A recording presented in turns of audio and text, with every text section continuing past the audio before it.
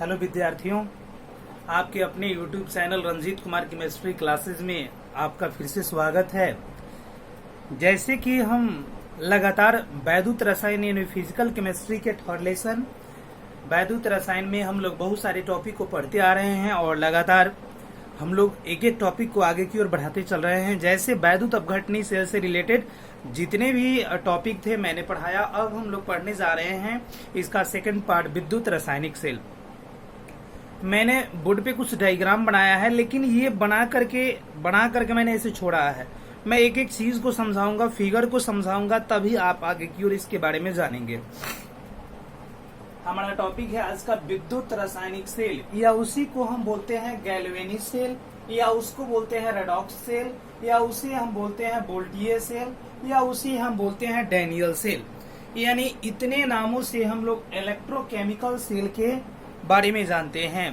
Electrochemical cell English name हुआ विद्युत रासायनिक सेल का। तो विद्युत रासायनिक सेल को बाबू हम लोग कई नामों से जानते हैं। ये नहीं जो गैल्वेनी सेल पूछ दे तो हम घबरा जाएं और समझने कंफ्यूजन में पड़ जाएं जो गैल्वेनी सेल क्या है। अगर वोल्टिये सेल पूछ दे तो हम घबरा जाएं और ये हमें जानकारी ना हो जो वोल्टिये सेल क्या हो। यानी विद्युत रासायनिक सेल के बारे में अगर हम जान जाएं तो सारे के बारे में एक्सप्लेन हम लोग कर सकते हैं।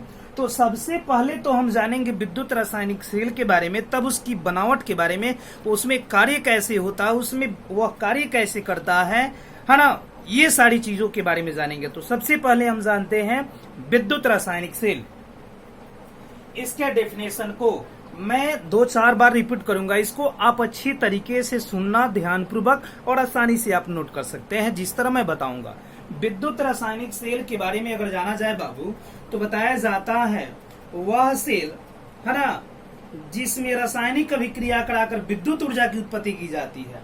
यानी वह सेल जिसमें रासायनिक अभिक्रिया करा करके विद्युत ऊर्जा की उत्पत्ति की जाती है, विद्युत रासायनिक सेल कहलाता है। फिर से सुनेंगे एकदम स्लोली रूप में। वह सेल है ना जिसमें रासायनिक अभिक्रिया कराकर विद्युत ऊर्जा की उत्पत्ति की जाती है उसे विद्युत रासायनिक सेल कहते हैं।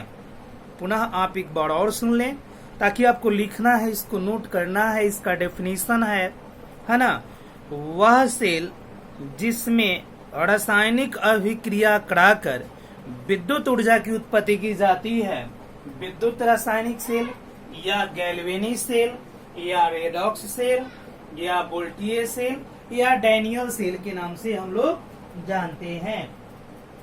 तो अब जानिए बाबू, विद्युत रासायनिक सेल में 2 इलेक्ट्रोड लगे होते हैं। मैंने इसमें भी यहाँ पे लिखा है, इसमें भी 2 इलेक्ट्रोड होते हैं। यानी विद्युत रासायनिक सेल में 2 इलेक्ट्रोड होते हैं और ये इलेक्ट्रोड यहाँ पे है। एक का नाम एनोड होता है और दूसरे का नाम कैथोड होता है। इसमें 2 इलेक्ट्रोड होते हैं। तो एनोड यहाँ पे जिंक धातु का बना होता है और कैथोड इसमें कॉपर धातु का बना होता है ना। तो इसमें ये जाने जी विद्युत रासायनिक सेल में 2 इलेक्ट्रोड होते हैं जिसमें एनोड जो होता है जिंक धातु का बना होता है और इस पर हमेशा ऑक्सीकरण होता है। यानी इसमें याद रखेंगे, इस पे हमेशा ऑक्सीकरण होता है। क्या होता है जी? ऑक्सीकरण होता है हमेशा एनोड पे। यह जिंक धातु का बना होता है और इस पर हमेशा ऑक्सीकरण होता है। दूसरा जो होता है इलेक्ट्रोड वो कैथोड होता है और वो कॉपर धातु का बना होता है ना, जिस पर अवकरण की क्रिया होती है। और इस पे जो होता है बाबू वह अवकरण की क्रिया होता है ना। यानी कैथोड पर अवकरण की क्रिया होती है। तो ध्यान पूर्वक इसको आप समझ सकते हैं। तो इस तरीके से ये जो होता है एनोड आपका ऋणायन और कैथोड आपका धनायन होता है ना। तो मैंने बताया कि वह सेल जिसमें, यानी इसके डेफिनेशन को एक बार और आप क्लियर कर लें। विद्युत रासायनिक सेल क्या है, ये डेफिनेशन के लिए क्वेश्चन बना तो आप बताएंगे वह सेल जिसमें विद्युत, यानी वह सेल जिसमें रासायनिक अभिक्रिया कराकर विद्युत ऊर्जा की उत्पत्ति की जाती है उसे विद्युत रासायनिक सेल कहते हैं। यानी वह सेल जिसमें रासायनिक अभिक्रिया कराकर विद्युत ऊर्जा की उत्पत्ति की जाती है, विद्युत रासायनिक सेल कहते हैं। विद्युत रासायनिक सेल की खोज यानी खोजकर्ता जो हुए आलेसांद्रे वोल्टा तथा गैल्वेनी ने की थी।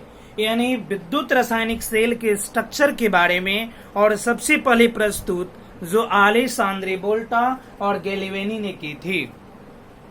अब ये जानेंगे विद्युत रासायनिक सेल को कई नामों से जानते हैं, जिसमें गैल्वेनी सेल आता है, जिसमें आपका रेडॉक्स सेल आता है, जिसमें आपका वोल्टिये सेल, डैनियल सेल। इन सभी नामों के माध्यम से हम विद्युत रासायनिक सेल के बारे में जानते हैं। अब बात आती है विद्युत रासायनिक सेल में दो इलेक्ट्रोड लगे होते हैं। एक जो होता है जिंक धातु का बना होता है, जो एनोड होता है, जो रेनायन होता है, इस पे ऑक्सीकरण की क्रिया होती है।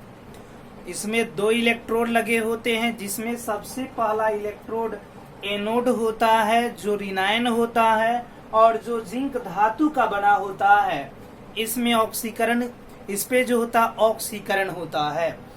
दूसरा इलेक्ट्रोड जो होता है वो कैथोड होता है जो धनायन होता है, और इस पर हमेशा अवकरण की क्रिया होती है, और ये कॉपर का बना होता है। यानी मैंने बताया क्या, जिसमें भी दो इलेक्ट्रोड होते हैं, जिसमें एनोड जो होता है जिंक धातु का, और कैथोड जो होता है वो कॉपर धातु का बना होता है। एनोड को ऋणायन और कैथोड को हम लोग धनायन बोलते हैं। अब बात आती है बाबू, इसमें मैंने बताया क्या, यहाँ पे धनायन होता है। एक चीज इम्पोर्टेंट बात मैंने यहाँ पे लिखा है नोट में, विद्युत रासायनिक सेल में जो इलेक्ट्रोड यानी जो एनोड और कैथोड इलेक्ट्रोड हैं, अलग अलग विलयन में डूबे होते हैं। जैसे ये जिंक सल्फेट के विलयन में डूबा है, तो ये कॉपर सल्फेट के विलयन में डूबा है। लेकिन इसकी अपेक्षा वैद्युत अपघटनी सेल में ऐसा नहीं होता है, उनके दोनों इलेक्ट्रोड एक ही विलयन में डूबे होते हैं, है ना।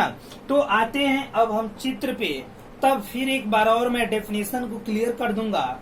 मैंने यहाँ पे दो अलग अलग पात्रों में दो अलग अलग विलयन लिया। एक में जिंक सल्फेट का विलयन लिया और दूसरे में कॉपर सल्फेट का विलयन लिया।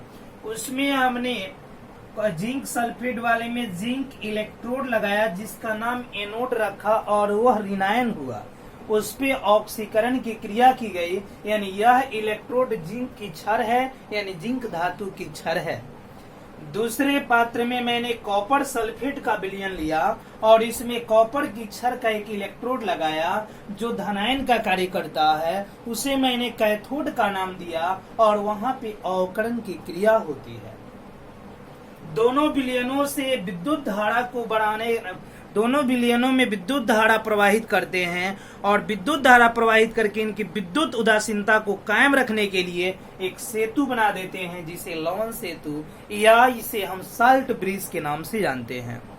यानी दोनों विलयनों के विद्युत उदासीनता को बनाए रखने के लिए जिस सेतु का उपयोग करते हैं उसे लवण सेतु या उसे साल्ट ब्रिज के नाम से हम लोग जानते हैं। तो इस तरीके से इसमें कुंजी एक लगा देते हैं, और यहाँ पे वोल्ट मीटर होता है जो विभवांतर की माप समय समय पर करता रहता है। तो इस तरीके से विद्युत रासायनिक सेल जो होता है कार्य करता है, और विद्युत रासायनिक सेल की यह जो होती है इस तरह की क्रिया विधि होती है। तो इसको एक बार और आप एक्सप्लेन कर लें, परिभाषा को जान लें। मैंने बताया जी वह सेल जिसमें रासायनिक अभिक्रिया कराकर विद्युत ऊर्जा की उत्पत्ति की जाती है, विद्युत रासायनिक cell, galvanic cell, redox cell, voltaic cell या डैनियल सेल भी कहते हैं। इसमें जो होते हैं दो इलेक्ट्रोड होते हैं, जिसमें एक जो होता है एनोड जो जिंक धातु का होता है, उस पे ऑक्सीकरण होता है ना, जिसे जिंक सल्फेट के विलयन में डुबो कर रखते हैं। दूसरा इलेक्ट्रोड कैथोड होता है जो कॉपर का बना होता है, जिसे कॉपर सल्फेट के विलयन में डुबोते हैं, और इसे धनायन कहते हैं, और इस पे अवकरण की क्रिया होती है। उसके बाद मैंने बताया कि इस सेल के खोज आलेसांद्रे वोल्टा तथा गैल्वेनी ने किया था, और उसके बाद लास्टली में मैंने एक इम्पोर्टेंट नोट लिखा, विद्युत रासायनिक सेल में इलेक्ट्रोड जो होते हैं अलग अलग विलयनों में डूबे होते हैं। First anode electrode zinc sulphate के विलयन में, यहाँ पे कैथोड इलेक्ट्रोड कॉपर सल्फेट के विलयन में डूबा है। लेकिन इसके जगह पर अगर वैद्युत अपघटनी सेल होता तो उसके दोनों इलेक्ट्रोड एक ही विलयन में डूबे रहते, है ना। तो इस तरीके से इस वीडियो में आपने देखा विद्युत रासायनिक सेल क्या है और इसके चित्र कैसे बने हैं और इसमें क्रिया कैसे होती है ना। फिर मेरी मुलाकात अगले वीडियो में आप लोगों के साथ हो रही है, जिसमें मैं बताऊंगा विद्युत रासायनिक सेल की विशेषताएं, विद्युत रासायनिक सेल की आखिर विशेषता क्या है, कैसे वो कार्य करता है ना। ये अभी मैं जो टॉपिक बताया इसमें कहीं आपको दिक्कत हो तो आप कमेंट करें, है ना। कोई क्वेश्चन हो तो आप क्वेश्चन करें हमसे, है ना। ये बताने के बाद मैं होमवर्क आपको कुछ दूंगा, है ना। जब तक 2-4 टॉपिक हमारा जैसे कंप्लीट होगा फिर मैं ऑब्जेक्टिव क्वेश्चन 10 आपको दे दूंगा, ताकि आसानी से आप तैयारी करते रहें। हमारी मुलाकात अगले वीडियो में हो रही है। इस वीडियो में यहीं तक, ओके।